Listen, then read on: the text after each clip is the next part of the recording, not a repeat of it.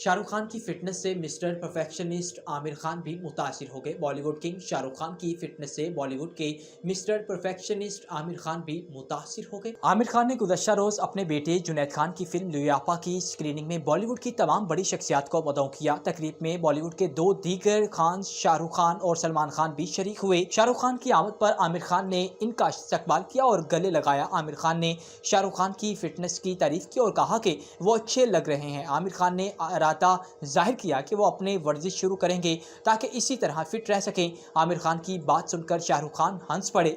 Film screening के बाद शाहरुख खान ने फिल्म के हीरो जुनैद खान को गले लगाया और इनकी फिल्म के लिए नेक ख्वाहिशात का इजहार किया। कह रहे कि जुनैद खान की फिल्म लुयापा इनके साथ श्री देवी की बेटी खुशी कपूर हीरोइन आ रही हैं। फिल्म की प्रमोशन के लिए आमिर खान बिग बॉस के फाइनल में भी शरीक हुए थे, जहां इन्होंने खूब मजाक मस्ती किया। आमिर खान और सलमान खान भी बरसों बाद किसी प्रोग्राम में एक साथ स्टेज पर नजर आए। दोनों के एक दूसरे के साथ हंसी मजाक को नाजरीन ने भी बेहद पसंद किया।